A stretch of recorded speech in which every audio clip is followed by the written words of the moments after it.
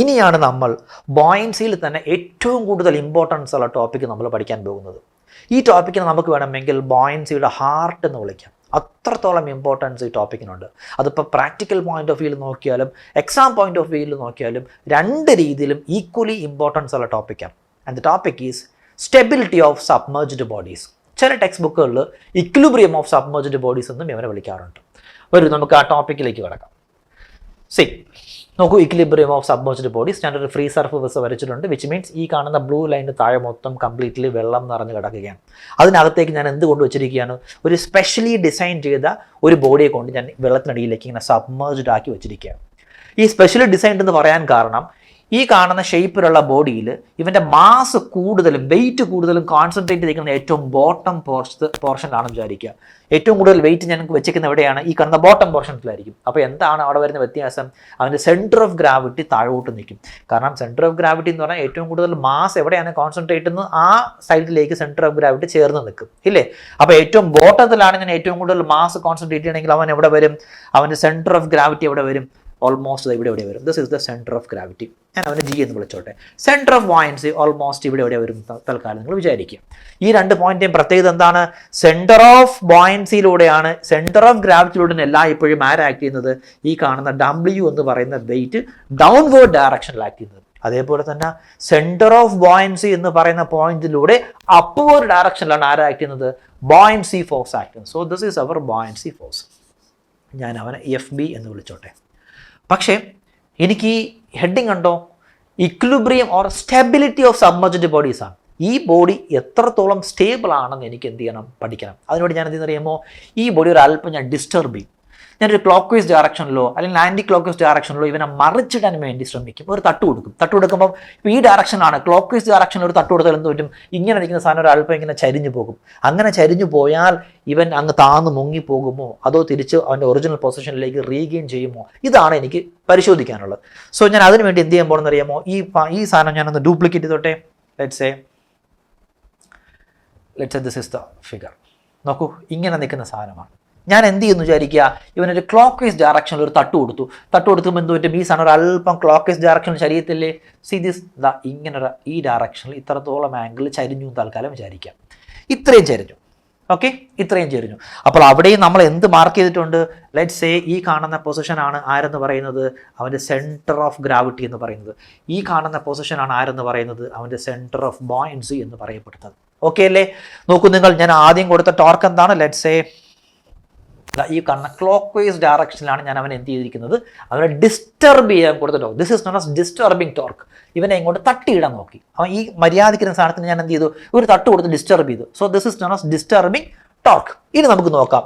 ഇവിടെ നോക്കൂ, ഇവൻ ഈ കാണുന്ന ബോഡി വെർട്ടിക്കലി ഇരുന്നാലും ശരി, ഇൻക്ലൈൻഡ് ആണെങ്കിലും ശരി, ഹൊറിസോണ്ടൽ ആണ്, ഇനിയിപ്പോൾ തലകീഴെ മറിഞ്ഞു കിടന്നാലും എല്ലായ്പ്പോഴും വെയിറ്റ് എങ്ങോട്ടേ ആക്ട് ചെയ്യത്തുള്ളൂ? സെൻറ്റർ ഓഫ് ഗ്രാവിറ്റി നിന്ന് വെർട്ടിക്കലി ഡൗൺവേർഡ് ഡയറക്ഷൻസിൽ വെയിറ്റ് ആക്ട് ചെയ്യത്തുള്ളൂ. Which means weight will always act in this direction, vertically downward direction. ഈ ഡയറക്ഷനിലെ വെയിറ്റ് ആക്ട് ചെയ്യത്തുള്ളൂ. അതേപോലെ തന്നെ ബോയിൻ ഫോഴ്സ് അതൊരു അപ്വേർഡ് ത്രസ്റ്റ് ആണ്, ഇല്ലേ? അത് വെർട്ടിക്കലി അപ്വേർഡ് ഡയറക്ഷനിലൂടെ ആക്ട് ചെയ്യത്തുള്ളൂ. അത് മാത്രമല്ല, അത് സെൻറ്റർ ഓഫ് ബോയൻസിലൂടെ മാത്രമേ ആക്ട് ചെയ്യത്തുള്ളൂ. സോ നോക്കൂ, ഈ കാണുന്ന സെൻറ്റർ ഓഫ് ബോയൻസിലൂടെ അപ്വേർഡ് ഡയറക്ഷനിൽ ആക്ട് ചെയ്തു? ഈ FB എന്ന് പറയുന്ന ബോയൻസ് ഫോഴ്സ് ആക്ട്. ഇനി ശ്രദ്ധിക്കണേ നിങ്ങൾ. ഇപ്പോൾ നോക്കൂ, ഈ പൊസിഷനിലുള്ള പ്രത്യേകത എന്താണ്? ഈ രണ്ട് ഫോഴ്സുകളും കൊളീനിയറാണ്. അവൻ്റെ രണ്ടുപേരുടെ ലൈൻ ഓഫ് ആക്ഷൻ സെയിം ആണ്. ഇപ്പോൾ നോക്കൂ, ഒരു അല്പം ഡിസ്റ്റർബ്ഡ് ആയപ്പോൾ രണ്ടുപേരുടെ ലൈൻ ഓഫ് ആക്ഷൻ എന്തായി മാറി? ഡിഫറൻ്റ് ആയിട്ട് മാറിക്കഴിഞ്ഞാൽ എന്ത് പറ്റും? അവിടെ ഒരു കപ്പിൾ ക്രിയേറ്റ് ചെയ്യാൻ പറ്റും. അത് എന്ത് തരം കപ്പിളാണ്? നോക്കൂ നിങ്ങൾ, ആ ഡിസ്റ്റൻസിനെ വേണമെങ്കിൽ നമുക്കൊന്ന് മാർക്ക് ചെയ്ത് കാണിക്കാം. ലെറ്റ്സ് സേ ഈ രണ്ട് ഫോഴ്സുകളും തമ്മിലുള്ള ഈ ഡിസ്റ്റൻസിന് ഞാൻ തൽക്കാലം X എന്ന് വിളിച്ചോട്ടെ.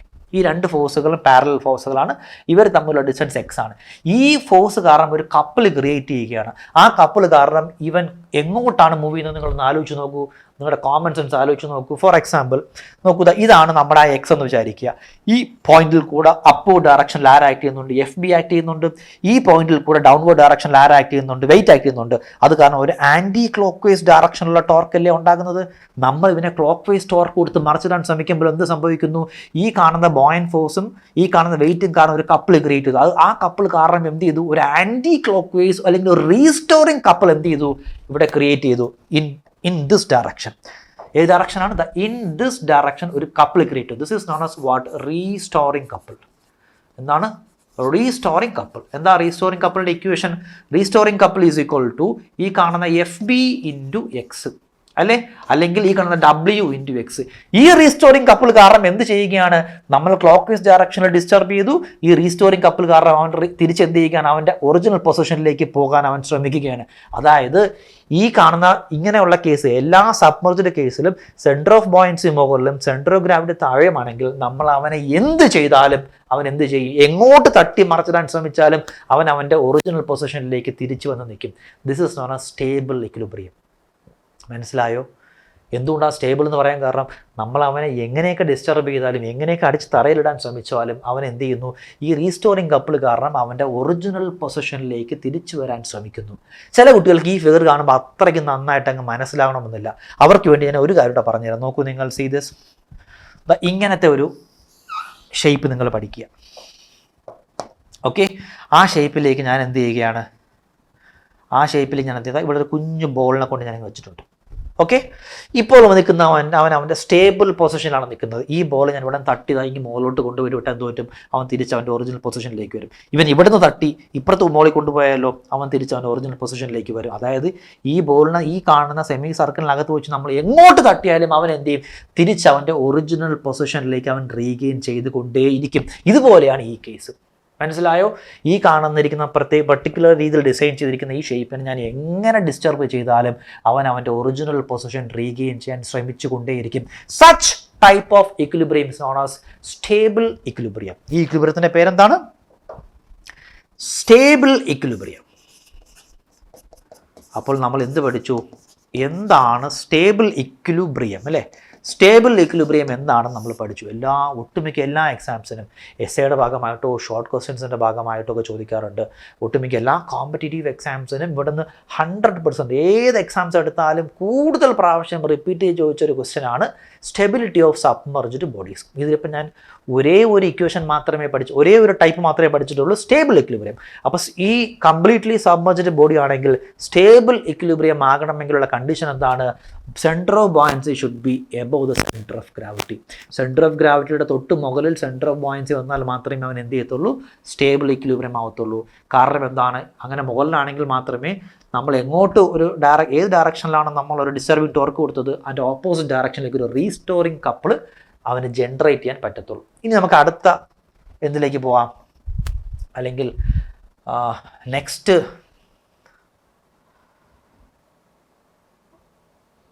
നെക്സ്റ്റ് ഇക്വിലിബ്രിയത്തിലേക്ക് പോകാം ഇല്ലേ? കാരണം ഈ ഫിഗറൊക്കെ ഒന്നേന്ന് വരയ്ക്കണം. അപ്പോൾ ഞാൻ അതുകൊണ്ട് എന്ത് ചെയ്യാം? ഞാൻ അവനെ ഒന്നുകൂടെ ഒന്ന് ആ പേജിനൊന്ന് ഞാൻ ഡ്യൂപ്ലിക്കേറ്റ് ചെയ്യാം. ഒരു സെക്കൻഡേ. Okay, so we can go for the next equilibrium case. നോക്കൂ, തൊട്ടു മുന്നേ ഡിസൈൻ ചെയ്ത അതേപോലത്തെ സിമിലർ ഷേപ്പുള്ള കാര്യമാണ്. പക്ഷെ ഒരു വ്യത്യാസമുള്ളതെന്ന് അറിയാമോ? തൊട്ടു മുന്നത്തെ കേസിൽ ഏറ്റവും ബോട്ടം പോർഷൻസിലാണ് ഞാൻ എന്ത് ചെയ്യുന്നത്? കൂടുതൽ മാസ് കോൺസെൻട്രേറ്റ് ചെയ്യിപ്പിച്ചത്. പക്ഷേ ഇവിടെ അങ്ങനെയല്ല, ഞാൻ ടോപ്പ് പോർഷനിലാണ് കൂടുതൽ മാസ് കോൺസെൻട്രേറ്റ് ചെയ്യിപ്പിച്ചത്. അപ്പോൾ എന്ത് പറ്റും? എവിടെയാണോ മാസ് കൂടുതൽ കോൺസെൻട്രേറ്റ് ചെയ്യുന്നത് ആ സൈഡിലേക്ക് ആര് ഷിഫ്റ്റ് ചെയ്യപ്പെടും? സെൻറ്റർ ഓഫ് ഗ്രാവിറ്റി ഷിഫ്റ്റ് ചെയ്യപ്പെടും. അപ്പോൾ ഇവിടുത്തെ സെൻറ്റർ ഓഫ് ഗ്രാവിറ്റി G എവിടെ കിടക്കുന്നു? ഇവിടെ കിടക്കുന്നു. Let's say this is centre of gravity G. ഈ കാണുന്ന പോയിന്റാണ് ആര്? സെൻറ്റർ ഓഫ് ബോയൻസി എന്ന് വിചാരിക്കുക. ഇനി ഞാൻ എന്ത് ചെയ്യാൻ പോവുകയാണ്? ഇവനെ മറിച്ചിടാൻ ശ്രമിക്കുകയാണ്. മറിച്ചിടാനല്ല, ഇവനെ ഡിസ്റ്റർബ് ചെയ്യുകയാണ്. ഒരു ക്ലോക്ക് വൈസ് ടോർക്ക് കൊടുത്തുകൊണ്ട് ഞാൻ അവനെ എന്ത് ചെയ്യുന്നു? ഡിസ്റ്റർബ് ചെയ്യുകയാണ്. This is known as disturbing torque.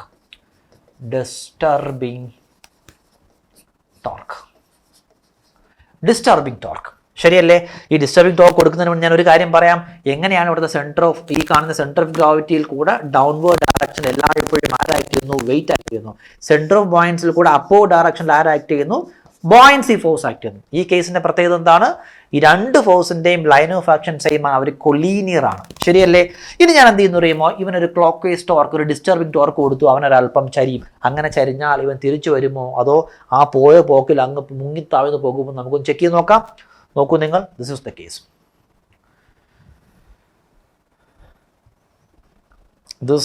Case. ഒന്ന് ശ്രദ്ധിച്ചിരിക്കണേ. This is the case.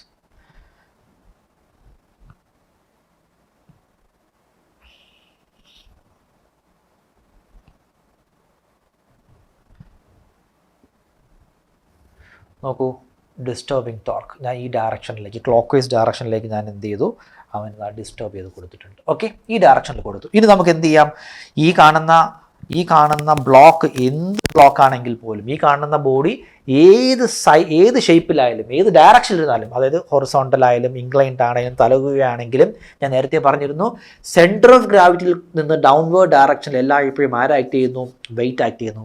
അതേപോലെ സെൻറ്റർ ഓഫ് ബോയൻസിൽ നിന്ന് അപ്വേർഡ് ഡയറക്ഷനിൽ ആര് ആക്ട് ചെയ്യുന്നു, ബോയൻസി ഫോഴ്സ് ആക്ട് ചെയ്യുന്നു. നോക്കൂ നിങ്ങൾ, ജസ്റ്റ് അവൻ്റെ പൊസിഷൻ ഒന്ന് ടിൽറ്റ് ചെയ്തപ്പോൾ എന്ത് സംഭവിച്ചു, ഈ കേസിൽ രണ്ടുപേരുടെയും ഫോഴ്സുകൾ കൊളീനിയർ ആയിരുന്നെങ്കിൽ ഇവിടെ രണ്ടുപേരും പാരലൽ ഫോഴ്സുകളായി, അവർ നോൺ കൊളീനിയർ ഫോഴ്സുകളായി മാറി. രണ്ടുപേരും തമ്മിൽ എന്തുണ്ട്, ഒരു ഡിസ്റ്റൻസ് ക്രിയേറ്റ് ചെയ്യുമ്പോൾ ലെറ്റ് ഇറ്റ് ബി എക്സ്. നോക്കൂ, ലെറ്റ് ഇറ്റ് ബി എക്സ്. ഇനി നിങ്ങൾ നോക്കൂ, ഡബ്ല്യു ഡൗൺവേർഡ് ഡയറക്ഷൻ ജിയിൽ കൂടെ, പോയിന്റ് ബിയിൽ കൂടെ എഫ് ബി അപ്വേർഡ് ഡയറക്ഷൻ. ഇത് കാരണം നോക്കൂ എന്ത് ടോർക്കാണ് ഉണ്ടാകുന്നത്, എഗെയിൻ ക്ലോക്ക് വൈസ് ടോർക്കാണ് ഇവർ തമ്മിൽ ഉണ്ടാകുന്നത്. നോക്കൂ നിങ്ങൾ, ലെറ്റ് സേ ഇതാണ് പോയിന്റ് ജി, ഇതാണ് പോയിന്റ് ബി. ഈ കാണുന്ന പോയിന്റ് ജിയിൽ കൂടെ നേരെ എന്ത് ചെയ്യുന്നു, ഡൗൺവേർഡ് ഡയറക്ഷനിൽ വെയിറ്റ് ആക്ട് ചെയ്യുന്നു.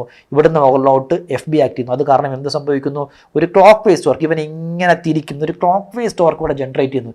ഞാൻ കൊടുത്ത ഡിസ്റ്റർബിംഗ് ടോർക്കും ക്ലോക്ക് വൈസ് ഡയറക്ഷൻ ആണ്.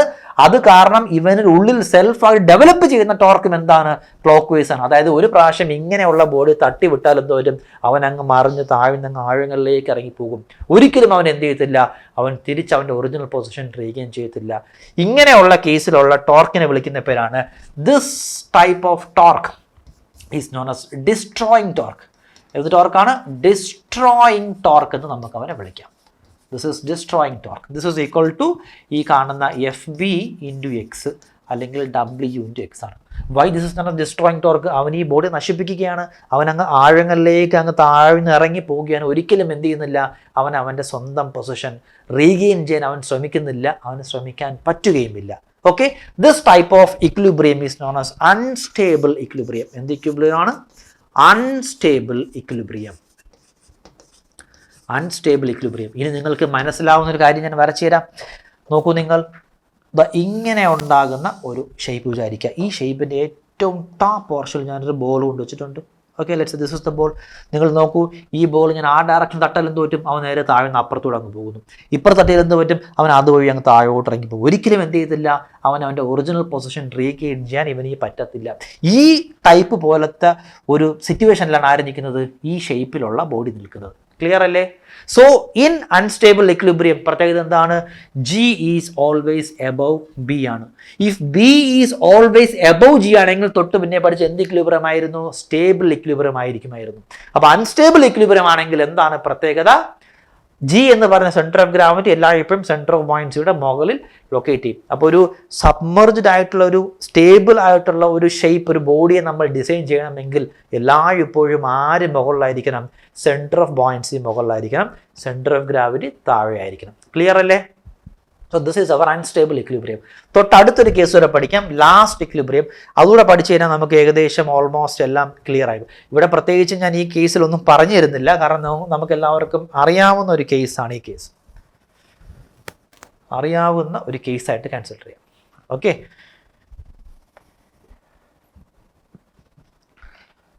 ദിസ് ഈസ് നോക്കൂ നിങ്ങൾ, ഞാനിപ്പോൾ ഇങ്ങനെ വരയ്ക്കുന്നില്ല ഇതിനെ. ഓക്കെ, ഈ ബോഡിയുടെ പ്രത്യേകത എന്ന് പറഞ്ഞു കഴിഞ്ഞാൽ, ഈ പെർട്ടിക്കുലർ ബോഡി ഞാൻ ഡിസൈൻ ചെയ്തിരിക്കുന്നത് മാസ് ഞാൻ യൂണിഫോംലി ഡിസ്ട്രിബ്യൂട്ട് ചെയ്തിരിക്കുന്ന ഒരു ബോഡിയാണ്. ഈ ബോഡി വിചാരിക്കുക, മാസ് ഞാൻ യൂണിഫോംലി ആണ് ഡിസ്ട്രിബ്യൂട്ട് ചെയ്തിരിക്കുന്നതെങ്കിലുള്ള പ്രത്യേകത എന്നറിയാമോ, നമ്മുടെ സെൻറ്റർ ഓഫ് ബോയൻസിയും സെൻറ്റർ ഓഫ് ഗ്രാവിറ്റിയും ഒരേ പൊസിഷനിൽ വന്ന് എന്ത് ചെയ്യും, ലൊക്കേറ്റ് ചെയ്യും. ഈ കാണുന്ന പോയിന്റിൽ തന്നെയാണ് ആര്, ബിയും, അതേ പോയിന്റിൽ തന്നെയാണ് ആരും വരുന്നത്, ജിയും. അപ്പോൾ സെൻറ്റർ ഓഫ് ബോയൻസിയും സെൻറ്റർ ഓഫ് ഗ്രാവിറ്റിയും കോയിൻസൈഡ് എന്ന കേസാണ് ഈ പഠിപ്പിക്കുന്നത്. അത് എപ്പോൾ മാത്രമേ സാധ്യമാകൂ, when we distribute the mass uniformly across this shape. ഈ ഷേപ്പിലേക്ക് മാസിനെ യൂണിഫോംലി ഡിസ്ട്രിബ്യൂട്ട് ചെയ്താൽ മാത്രമേ സെൻറ്റർ ഓഫ് ബോയൻസിയും സെൻറ്റർ ഓഫ് ഗ്രാവിറ്റിയും എന്ത് ചെയ്യത്തുള്ളൂ, കോയിൻസൈഡ് ചെയ്യത്തുള്ളൂ. ഇങ്ങനെയുള്ള ബോഡിയെ നമ്മൾ എന്ത് ചെയ്യുകയാണ്, നമ്മൾ ഒരു ടോർക്ക് കൊടുത്താൽ എന്ത് സംഭവിക്കുന്ന അറിയാമോ, അവിടെ ഒരിക്കലും എന്ത് ജനറേറ്റ് ചെയ്യത്തില്ല, ഒരു കപ്പിൾ ജനറേറ്റ് ചെയ്യത്തില്ല. ഈ കേസിൽ നോക്കൂ, ഇവിടെ നിന്ന് ഡൗൺവേർഡ് ഡയറക്ഷനിൽ ആര് ആക്ട് ചെയ്യുന്നു, വെയിറ്റ് ആക്ട് ചെയ്യുന്നു. ഇവിടെ നിന്ന് അപ്വേർഡ് ഡയറക്ഷനിൽ ആര് ആക്ട് ചെയ്യുന്നു, നമ്മുടെ സെൻറ്റർ ഓഫ് ബോയൻസി എന്ന പോയിന്റിൽ കൂടെ ആര് ആക്ട് ചെയ്യുന്നു, ബോയൻസ് ഫോഴ്സ് എക്സേർട്ട് ചെയ്യുന്നു. ഇവനെ നമ്മൾ തിരിച്ചു വെച്ചാൽ എന്താ സംഭവിക്കുക, ഇതേ സെയിം കാര്യമേ അവിടെ സംഭവിക്കത്തുള്ളൂ. നോക്കൂ നോക്കൂ നോക്കൂ നോക്കൂ നോക്കൂ എന്ത് സംഭവിക്കും, ഇത് തൊട്ടുമുന്നത്തെ കേസാണ് അല്ലേ.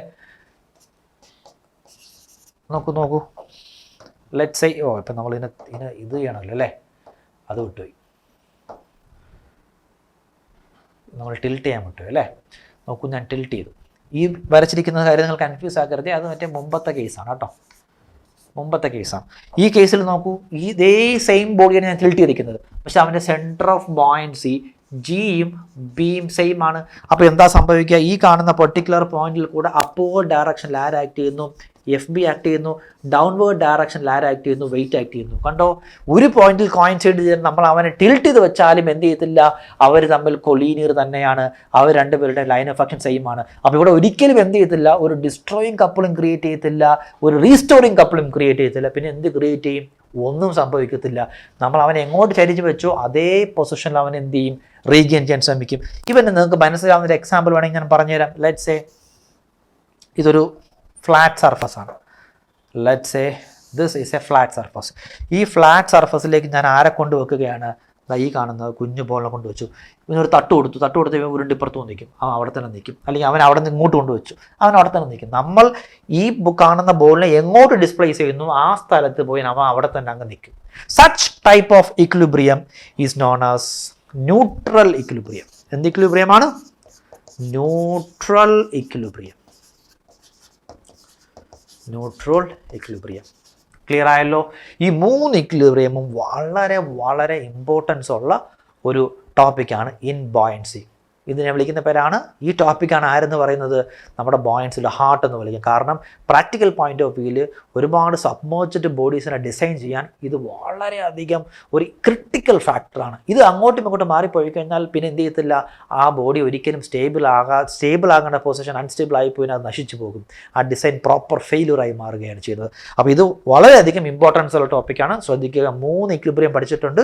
ഒന്ന് സ്റ്റേബിൾ ഇക്വിലിബ്രിയം, പിന്നെ അൺസ്റ്റേബിൾ ഇക്വിലിബ്രിയം, പിന്നെ ഒന്ന് ന്യൂട്രൽ ഇക്വിലിബ്രിയം. അപ്പോൾ ഈ 3 ഇക്വിലിബ്രിയംസും നിങ്ങൾക്ക് വളരെയധികം നന്നായി മനസ്സിലാക്കാൻ കഴിഞ്ഞു എന്ന് ഞാൻ വിശ്വസിക്കുന്നു. നമുക്ക് അടുത്ത ടോപ്പിക്കിലേക്ക് പോകാം.